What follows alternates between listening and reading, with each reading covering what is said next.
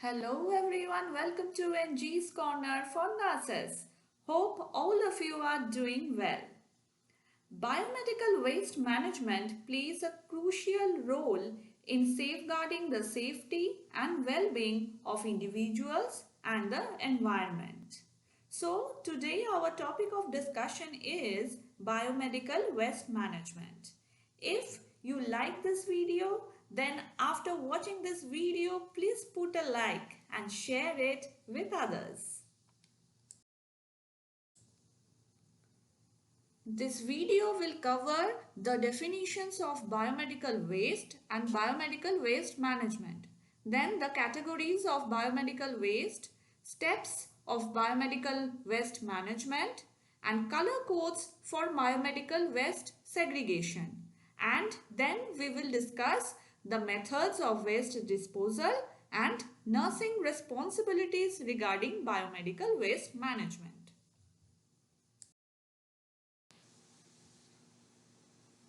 Biomedical waste is any waste material that is generated during diagnosis, treatment, immunization of human beings or animals, research activities related to production, testing of the biological or in health camp.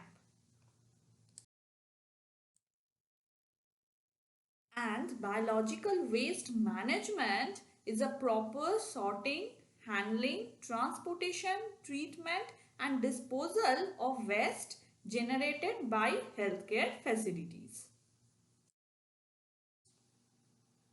Next, coming to the categories of healthcare waste according to WHO. The healthcare waste can be divided into two gross classification. One is hazardous and other one is non-hazardous or general healthcare waste. Hazardous waste can be further divided into infectious waste, sharp waste, pathological waste, pharmaceutical or cytotoxic waste, chemical waste and radioactive waste.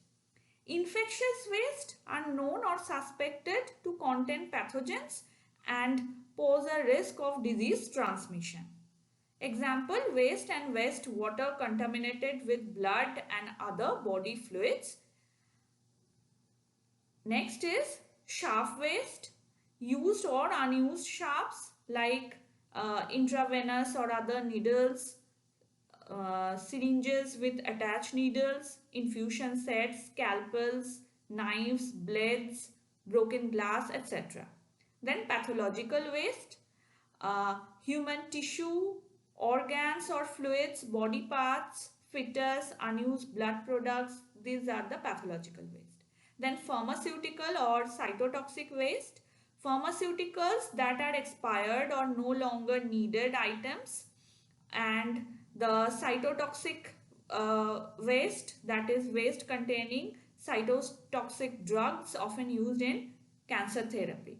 Next is chemical waste, waste containing chemical substances, example laboratory reagents, disinfectants that are expired, no longer needed, solvent waste with high content of heavy metals, like this. Next is radioactive waste. Waste containing radioactive substances. Example, unused liquids from radiotherapy or laboratory research. Or contaminated glassware packages or absorbent paper. These are the example of radioactive waste. There are 10 other categories. The source of these categories is the Biomedical Waste Management and Handling Rule. Here, the first category is human anatomical waste, that is human tissues, organs, body parts. Next is animal waste. Here, animal tissues, organs, body parts, apart from human being, all animal body parts. Next, microbiology and biotechnology waste. Waste from laboratory cultures or specimens of microorganisms, live or attenuated vaccines. Next is waste sharps, needles, scalpel, blades that may cause puncture and cuts. Next is discarded medicine and cytotoxic drugs. Here, waste comprising of outdated, contaminated and discarded medicines. Next is soiled waste. Items contaminated with blood and body fluids including cotton, dressings, soiled plaster cards, linen beddings, etc. Next is solid waste. Waste generated from disposable items other than the sharps such as tubings, catheters, intravenous sets, etc. Next is liquid waste. Waste generated from laboratory and washing, cleaning, housekeeping and disinfecting activities. Next is incineration ash. Ash from incineration of any biomedical waste. And the last one is the chemical waste. Chemicals used in production of biomedicals, chemicals used in disinfection as insecticides, etc.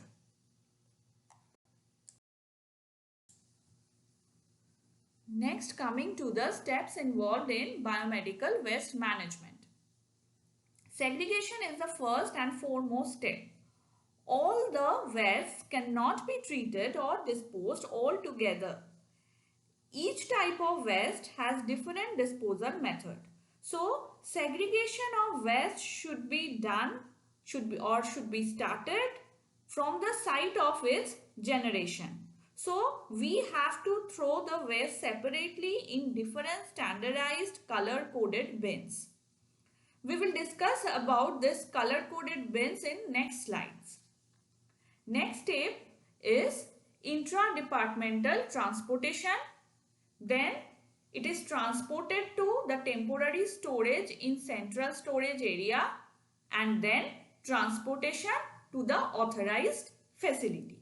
So in-house transportation or intra-departmental transportation of biomedical waste from the site of its generation to the interim storage area and then to the central waste collection center or authority must be done in a closed trolley, and the trolley or carts that are used must be designated only for the collection of biomedical wastes.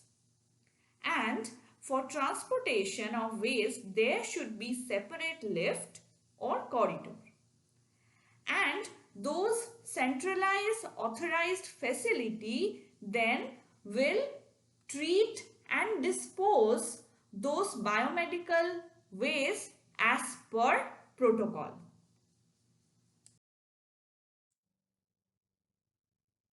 Waste segregation practices should be standardized nationwide and should be informed by national guideline for healthcare waste management.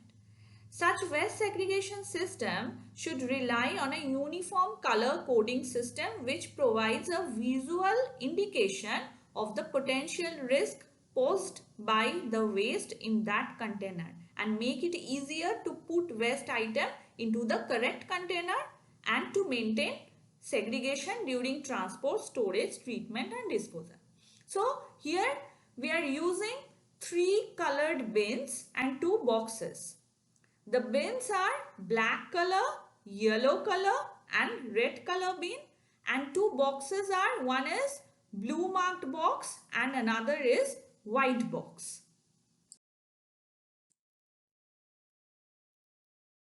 Here the lists are given which items to be discarded in which color coded bins.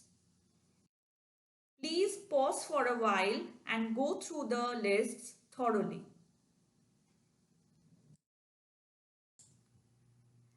And here are 2 boxes, blue mark box and white puncture proof box. The puncture proof box was filled with hypochlorite solution for disinfecting the sharps. Here the lists are given which items to be discarded in which boxes. Please pause for a while and go through the lists thoroughly. Next, the labels for biomedical waste containers or bags. So this is a biohazard symbol and another one is the cytotoxic hazard symbol. And labels should be non-washable and prominently visible. Next, we are coming to the treatment and disposal. There are different technologies which are used to treat and dispose the biomedical wastes. First is incineration. High temperature dry oxidation process that reduce organic and combustible waste into inorganic and incombustible matter, resulting in significant reduction in waste volume and weight. Next is chemical disinfection, commonly used for treatment of liquid infectious wastes.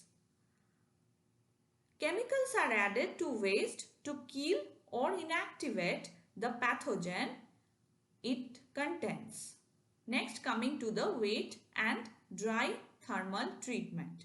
Wet thermal treatment or steam disinfection is based on exposure if infectious waste to high temperature and high pressure steam, similar to process of autoclaving.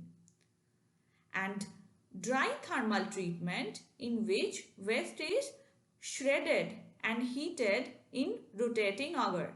80% of volume and 20 to 35% of weight is reduced, suitable for infectious waste and sharps.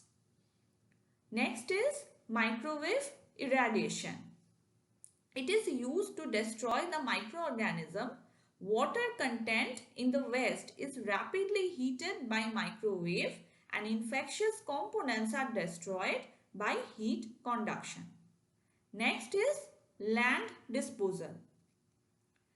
A designed and constructed landfills are there to prevent contamination of soil, surface, groundwater and direct contact with public. There are sanitary landfills.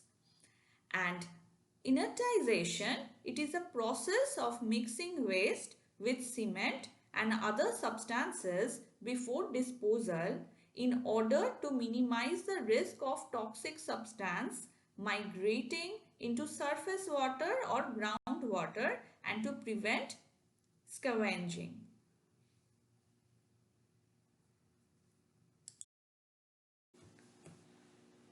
Previously, we have already learned these 10 categories of biomedical waste. Now, along with these categories, we will learn the treatment and disposal of each categories. So, please pause for a while and go through the table thoroughly. Next, coming to the nursing responsibilities, we should maintain universal precaution. We must have the knowledge of color codes of waste segregation and waste management protocol. And we should participate in continuing education program regarding biomedical waste management, and we should teach other team members the importance of maintaining waste management protocol. If this content is useful for you, then please put a like and share it with others. And for getting more videos like this, you can subscribe my YouTube channel or follow my Facebook page, NG's Corner for Nurses. And for any query or suggestions, you are most welcome to comment. Thank you for listening.